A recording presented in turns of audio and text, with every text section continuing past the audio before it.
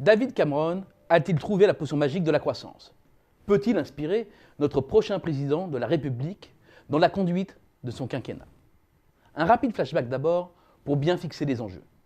Il est incontestable que l'économie britannique est non seulement repartie depuis l'arrivée de David Cameron, mais qu'elle accélère. Le bilan sur les 5 dernières années, c'est un PIB en hausse de 2,1% l'an en moyenne. En face, la France atteint péniblement 0,9%. Autant dire que la comparaison ne nous est pas favorable. Et que dire de l'évolution du marché du travail? D'un côté, il y a une économie britannique qui crée des emplois en masse. 1 700 000 depuis le point bas du troisième trimestre 2011 quand il stagne en France. Sur ces deux plans, l'écart est manifeste. Et si le taux de chômage devait être le marqueur ultime de succès d'une politique, là encore, l'évolution des écarts part d'elle-même. L'inflexion de la courbe est de l'autre côté de la Manche.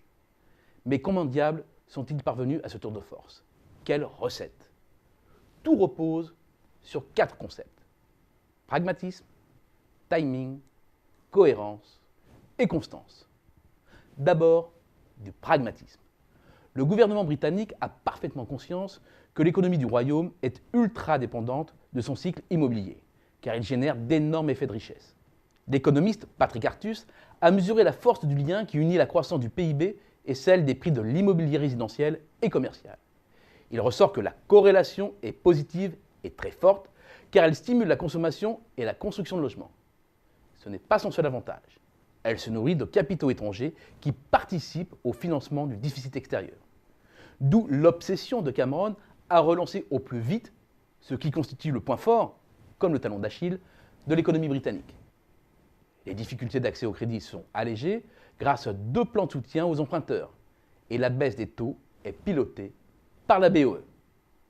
Les résultats sont là.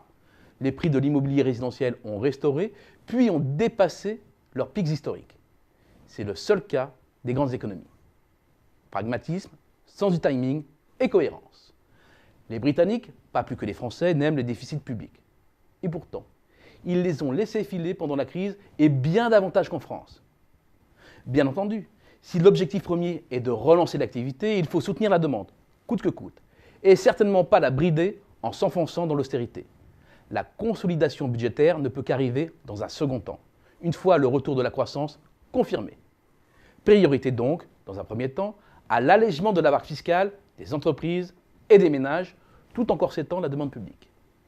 La politique monétaire est au diapason. La BOE abaisse violemment son taux de base dès le début de la crise à 0,5%. La réaction de la BCE arrive avec retard. C'est aussi la mise en place d'une politique non conventionnelle d'achat d'actifs qui a entre autres dopé les cours boursiers et renforcé les effets richesse. Là encore, la BCE agira, mais une fois de plus, avec retard. Enfin, dernier point, la constance. Les mesures phares, baisse de l'IS ou plus récemment, majoration du salaire minimum sont programmées sur 5 ans, ce qui offre un horizon suffisamment stable aux entreprises et aux ménages. Bien entendu, faire un copier-coller de la politique économique de Cameron n'aurait aucun sens. La France n'est pas l'Angleterre. En ignorer les effets secondaires serait aussi naïf. Le Royaume-Uni reste confronté à des défis majeurs. Restaurer ses comptes publics et la qualité de sa main-d'œuvre pour asseoir sa croissance sur une véritable base de productivité. Ce sont des défis lourds, mais auxquels le pays s'attaque maintenant dans un contexte porteur de croissance. Ne pas faire du copier-coller donc, mais s'inspirer de l'ADN même de ce qui a fait le succès britannique.